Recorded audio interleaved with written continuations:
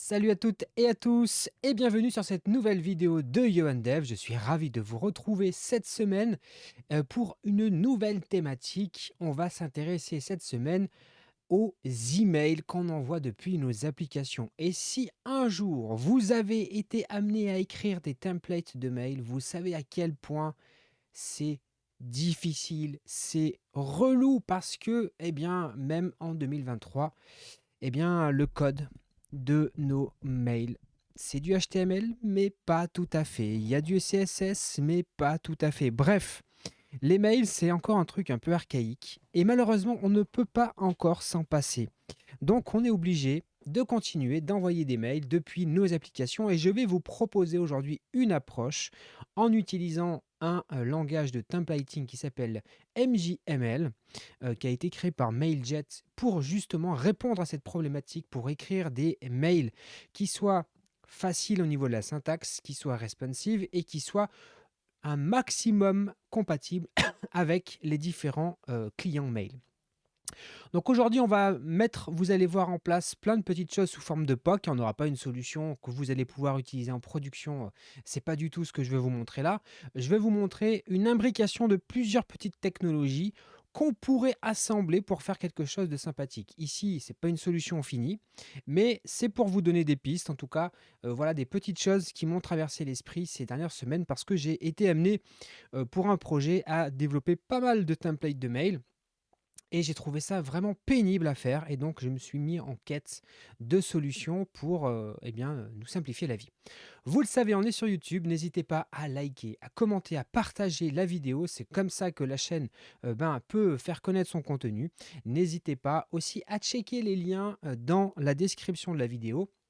Parce que depuis peu, j'ai créé une page sur le site daily.dev qui permet de partager de la veille, des articles, etc. etc. Et j'ai créé une squad spéciale YoanDev pour rassembler tous ceux qui font partie de la communauté et que vous suivez, vous suivez la chaîne. Donc vous faites partie de cette communauté, j'arrive plus à parler. Donc j'ai créé une petite squad dans laquelle je partage. Et vous pouvez vous aussi partager régulièrement des nouvelles ressources. Donc n'hésitez pas à vous abonner. Allez, on passe tout de suite dans un terminal et on va se créer un nouveau projet Symfony parce que oui, on va quand même essayer d'envoyer des mails depuis une application Symfony. Il faut qu'on ait quand même une espèce de mise en pratique. Donc on va se créer une application Symfony. Je l'ai appelée Mail System, mais vous pouvez l'appeler comme vous voulez. Là, c'est vraiment histoire de s'amuser, entre guillemets. Et dans cette application, elle va rien faire de plus, on va rien coder, on va juste créer un contrôleur et on va vouloir que dès que l'on charge ce contrôleur, eh bien, un mail s'envoie. Ça n'a aucun sens dans la vraie vie, mais ça va nous permettre de simuler un fonctionnement. Donc là, j'ai bien hop, mon application Symfony. Je vais vous rapatrier le VS Code par ici. Très bien. Ce qu'on va faire aussi, c'est que tout de suite, on va faire un Symfony console, make controller, et on va l'appeler un mail. Hop, comme ça, on va se créer une adresse mail. Et puis, on va aussi, tant qu'on y est, on va faire un Symfony, hop, Symfony serve, hop, -d pour démarrer le serveur interne de Symfony. Parfait. Et on va ouvrir ça sur le port 8000. Donc, rappelez-vous, on vient de créer une route qui s'appelle /mail.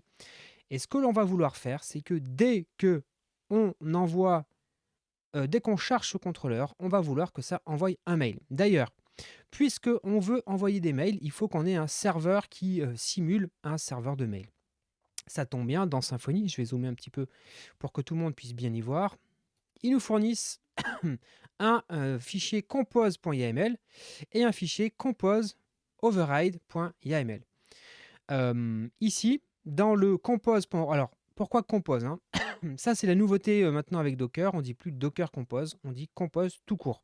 Ça change pas grand-chose, mais juste ça a changé de nom, donc il faut, voilà, ne soyez pas surpris. Ne soyez pas surpris par ça.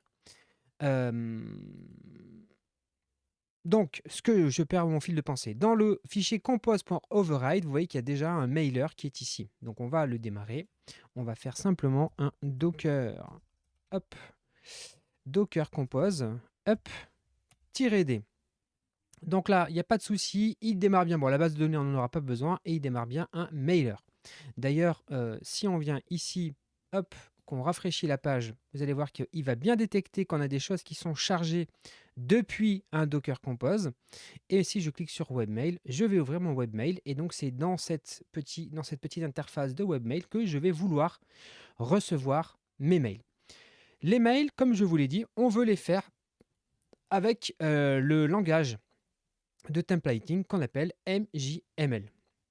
Comme vous le voyez ici, c'est un langage de templating très simple qui est, vous le voyez, utilisé par de très nombreux acteurs du web parce que c'est vraiment très cool. Le langage, vous allez voir, il est très simple. Si on va voir les templates qui nous sont proposés, ça c'est les démos de templates.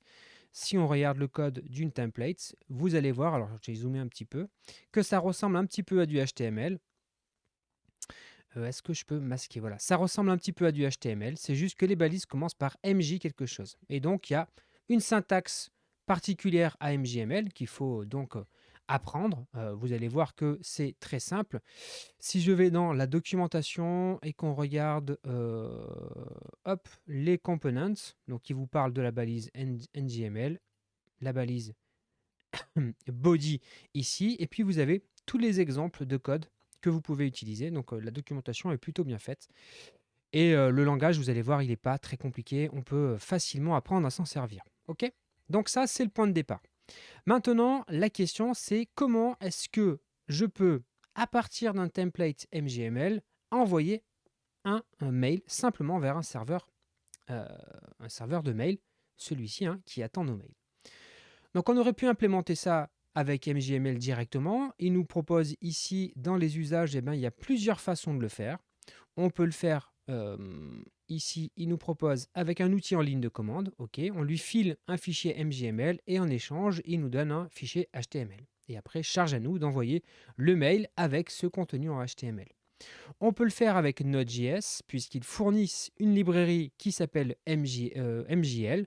Voilà, pareil, on lui file en input un fichier avec la syntaxe MJL et en retour, on récupère un code HTML.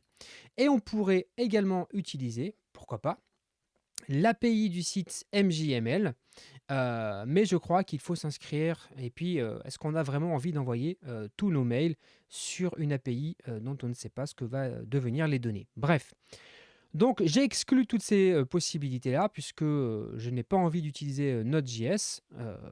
Je suis un développeur Symfony, j'ai pas envie de m'embêter avec ça. Je me suis dit, mais est-ce qu'il n'existe pas déjà quelqu'un qui a fait une API que je peux utiliser, auquel j'envoie mes données et qui va se charger d'hydrater un modèle MJML avec mes données à moi, je sais pas, un nom d'utilisateur, un prénom, un titre, et d'envoyer ça à un serveur mail. Et ça tombe bien, évidemment, ça existe.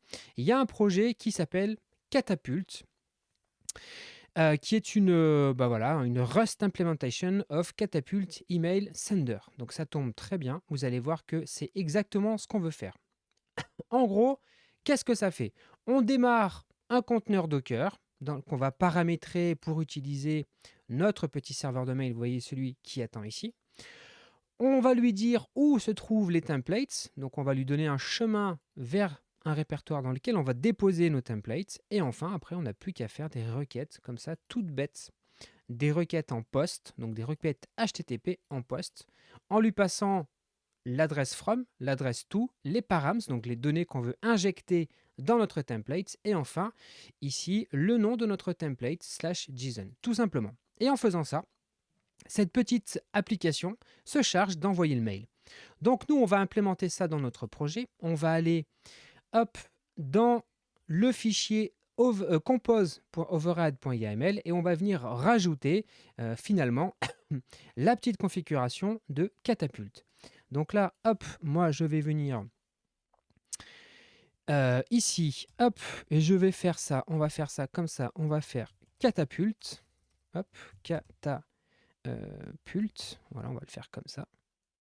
Hop, on va pas utiliser ce qu'il me propose ici. Hop, je vais copier-coller la petite syntaxe qui m'intéresse et on va la commenter ensemble. Donc là, lui, il me dit templates. Alors ça, c'est parce que c'était ce que j'avais fait de base ici. On va faire comme ça. OK, templates mail. Et ici, non, pas mail. Vous savez ce qu'on va faire? On va faire un truc qu'on va appeler mail ici. Voilà, comme ça. Parfait. Donc on va se créer un répertoire à la racine qui va s'appeler... attendez, je suis en train de réfléchir. Ça me plaît pas trop. On va créer un répertoire dans le répertoire template qu'on va appeler MJML. Je vais y arriver, hein, c'est juste que je réfléchis en même temps. MJML, ok. Et on va lui dire ici, donc ça sera MJML. Donc, je vais maintenant expliquer ce que j'ai fait. Donc, dans notre Docker Compose, on définit un nouveau service qui s'appelle Catapult, qui se base sur l'image Docker du projet Catapult dont je viens de vous parler. On définit des variables d'environnement. Donc là, on lui dit les logs, mets-toi en mode debug. Ton serveur SMTP, c'est mailer. Pourquoi est-ce que je mets mailer ici? Parce que à l'intérieur d'un fichier compose, eh bien, les différents services sont accessibles par leur petit nom de service. Ici, il s'appelle mailer, donc je sais que je peux l'appeler mailer. Je lui dis de l'utiliser sur le port 1025. Je lui dis de ne pas... je lui dis que tu n'as pas besoin d'utiliser TLS, il n'y a pas de problème. Je lui dis que les templates sont de type local. Alors, vous irez voir le projet Catapult, il y a d'autres providers de templates, mais nous, on va utiliser le file system, tout simplement. On va lui dire, eh bien, tu es de type local et tu vas les chercher dans ton répertoire template. Ce répertoire template, à l'intérieur du conteneur Docker Catapult, c'est ici qu'il est précisé. Donc ça, à l'intérieur du conteneur Docker Catapult, on lui dit, les fichiers que tu dois prendre en charge sont dans ce répertoire. Mais en vérité, nous, il se trouve, d'ailleurs, hop, ici, il y a une bêtise, il se trouve ici, dans le répertoire templates/ngml, parce que dans notre projet Symfony, on a un templates et ici, on a un ngml. OK? Donc là, on est pas mal. Maintenant, Catapult, il nous dit, hop, si on va voir la documentation de Catapult ici, ils nous disent que, où est-ce que je vais voir, trouver l'exemple. Je crois qu'il nous donne un exemple ici. Voilà, template user login. Donc en gros, il faut lui fournir un fichier metadata.json et le nom du template. OK? Donc nous, on va hop, se créer alors un sous-dossier, d'accord, dans lequel on va mettre notre démo. Donc on va l'appeler démo, ce sera le nom de ce template-là, démo, OK, dans lequel on va mettre un fichier metadata.json. Ce fichier-là, je vais vous le montrer. Vous allez voir qu'il n'y a pas de grande difficulté.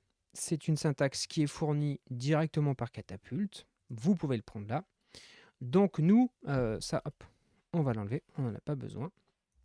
Voilà. On lui dit quoi? On lui dit, OK, ce template s'appelle démo. Sa description, démo template. OK, parfait. Le fichier template qu'on va créer juste après s'appelle templates.ngml, mais il pourrait s'appeler Toto, Titi, ce que vous voulez. Et enfin, on lui donne les attributs qu'on doit lui passer. Donc on lui dit, nous, écoute, on va te passer une propriété qui s'appelle name et qui est de type string. Maintenant, il faut qu'on crée le fichier de template ngml. Donc là, on vient ici, on fait nouveau fichier ngml.ngml. Là, eh bien, ce qu'on peut se faire, c'est qu'on peut aller sur le site de NGML, vu qu'on n'est pas des développeurs NGML, on va aller chercher ici Basic Layout. Je crois qu'on peut directement... Ouais, je crois que même ils ont une page de template sympa. Attendez, bougez pas. NJML.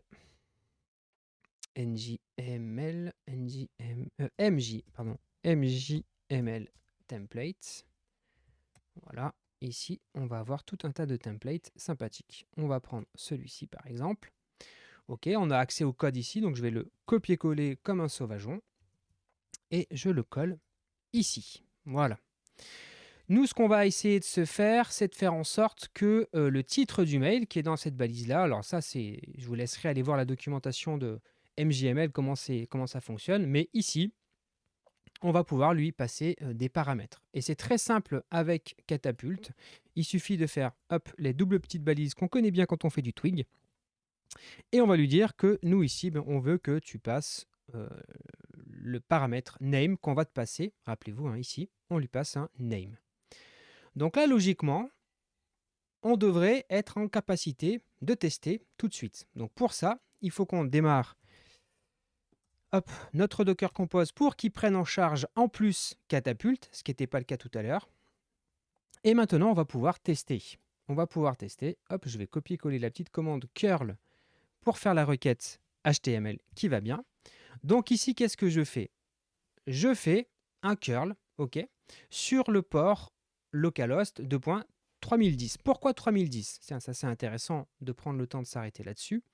Parce que c'est sur ce port-là que j'ai démarré mon conteneur Docker. 3010 ici. J'aurais pu mettre n'importe quoi, mais c'est 3010 qu'on a choisi.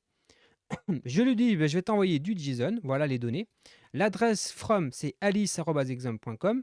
L'adresse de destination, il peut y en avoir plusieurs d'ailleurs, mais là, on n'en a mis qu'une seule, c'est bob@exam.com.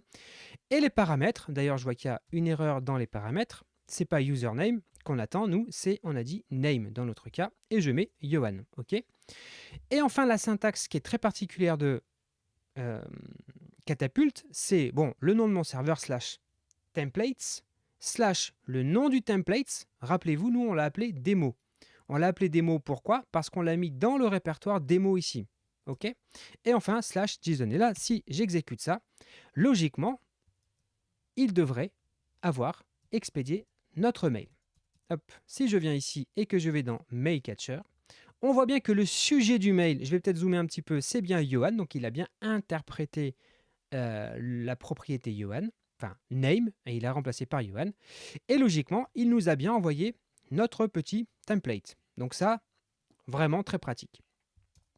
Là où c'est cool aussi, je ne vous l'ai pas montré, c'est que sur VS Code, vous pouvez installer l'extension, l'add-on NGML, et du coup, vous avez accès directement à une preview de votre mail directement dans votre VS Code. Donc ça, c'est très pratique pour avoir une aperçu direct de votre petit mail. Donc ça, c'est vraiment très pratique. Typiquement, on pourrait se dire, on va passer en variable le titre, enfin vous voyez, hop, si je viens ici, on va faire en sorte que ce grand titre en vert, ça soit un truc qui soit variabilisable. Donc on va aller modifier ça, il faut le trouver ici, où est-ce qu'il se cache ce texte. Hop, hop, hop, où est-ce qu'il est? Il est là. On pourrait dire que là, on va appeler ça title, ok. Donc on va dire, hop, accolade, hop, hop, hop, hop, et on va dire que c'est title. On va dans le metadata ici. Il faut qu'on déclare. Donc nous, c'est pas email, c'est title. OK. Et on dit que c'est un string. Parfait. Maintenant, regardez, dans mon appel ici, je peux passer un paramètre supplémentaire. Donc là, j'ai mis Johan. OK. Je vais mettre up. Et on va lui dire title de 2 points. Et on va passer le titre. Ceci est un exemple. Et j'expédie ça. Et là, logiquement, si je vais voir mon mail catcher, logiquement, j'ai bien le ceci est un exemple. Donc là, vous voyez la puissance et la simplicité avec laquelle on va pouvoir travailler avec NGML. Donc ça, c'est vraiment très pratique. Maintenant, comment est-ce qu'on utilise ça dans notre application Symfony? Puisque rappelez-vous, hein, le point de départ, c'était de se dire, à chaque fois que je rafraîchis mon contrôleur ici, je veux que ça envoie un mail. Eh bien, ça va être très simple. Je vais nettoyer ici la petite file d'attente. On n'en a plus besoin. Voilà, enfin la file de messages. Et on va retourner dans notre projet Symfony. Vous allez voir, ça va être assez simple. On va aller dans le répertoire SRC. On va créer un sous-dossier qu'on va appeler service. Et on va coder à l'arrache, hein, si vous me permettez, hein, parce que là, c'est pour une démonstration. Dans la vraie vie, on prendrait le soin de passer les choses en variable d'environnement, on passerait plus de temps à faire les choses comme il faut, mais là, c'est juste pour tester le concept. Donc, on va se créer un service qu'on va appeler sendMail, sendMail service.php, ok, PHP. On va ouvrir les balises PHP, on va se mettre en mode déclare strict type 1, ok, on va mettre le namespace, c'est app service parfait, et on va créer notre classe sendMail service. Hop, hop, hop, hop. Voilà, là, on a créé notre classe, c'est nickel. On va faire un petit constructeur, ok. Public function, on va chercher notre construct ici, et dans notre constructeur, on va aller chercher le client HTTP de Symfony en faisant un private read only HTTP client interface. Hop, hop, hop, voilà. Maintenant, il nous faut implémenter une petite méthode qui nous permet d'envoyer des mails. Donc, on va faire une public fonction. On va l'appeler sendMail ou même juste send. Parfait. et elle va avoir besoin d'un certain nombre, hop, de paramètres. Je vais le mettre comme ça sur plusieurs lignes, ça sera un peu plus lisible. OK. Elle a besoin de quoi? Elle a besoin d'une string from, parfait, vous voyez qu'il n'est pas trop bête, hein, mon copilote. Donc, une adresse from, une adresse to. Nous, on n'a pas besoin d'un subject, on a besoin du nom de la template, enfin du template, donc template, et ensuite on va lui passer un array avec, hop, et on va l'appeler params. Voilà, ok. Et ensuite, eh bien, ici, on va implémenter notre logique. Vous allez voir que ça ne va pas être très compliqué. On va lui dire, hop, on va faire de la response, ok, response, et on va aller chercher notre, hop, HTTP client, ok. Dans notre HTTP client, on va faire une request. Dans la request, c'est parti. Première chose, c'est lui donner la méthode. Donc, on va faire une méthode post. Hein, rappelez-vous, c'était comme ça qu'on communiquait.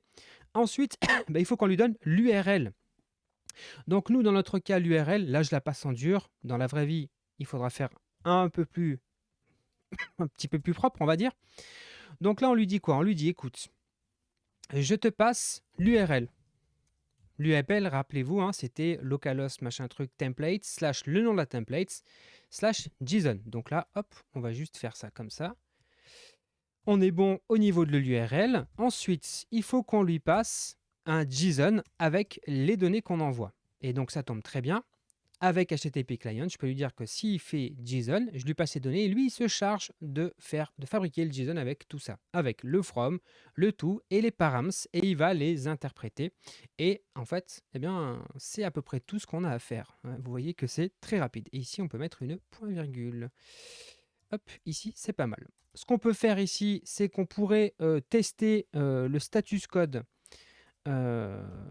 le status code de notre requête. Est-ce que ici on a la réponse? Quand on fait ça, on a une réponse 204. Ok, on a une 204.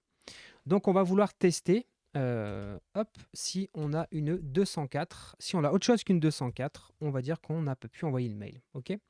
Et on va dire que cette méthode, pour le moment, elle retourne void, elle retourne rien. Voilà. Donc là, on a créé notre petit service qui est censé pouvoir envoyer un mail. Maintenant, il faut s'en servir. Donc on va aller dans notre contrôleur ici.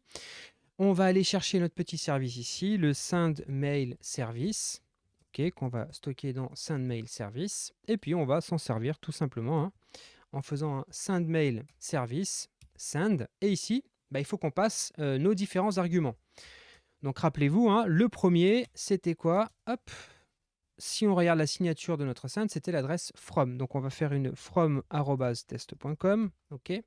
Ensuite, il faut l'adresse de destination, donc to@test.com. Ensuite, on attend ici le nom du template. Donc dans notre cas, c'était démo. Et enfin, hop, les params. Donc là, il lui faut un tableau. Et on lui passe donc name et on avait un title.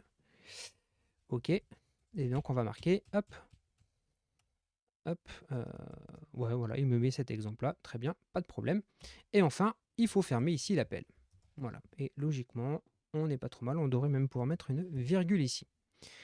Donc là, si je charge mon contrôleur, logiquement, je suis censé envoyer un nouveau mail. Donc, je vais charger là, si je ne me suis pas trompé, et regardez. Pas de problème, on a bien ici un mail dont le sujet est John Doe, donc parfait, hein, c'est bien ce qu'on a passé là, et on a bien le Welcome to our website. Donc on est capable maintenant, on le sait, très facilement depuis notre application avec notre petit service, d'envoyer des mails qui transitent vers cette petite API qui est fournie par le conteneur Docker de Catapult, et lui, eh bien, il se charge après de faire le nécessaire avec le template et d'acheminer ça vers notre serveur de mail.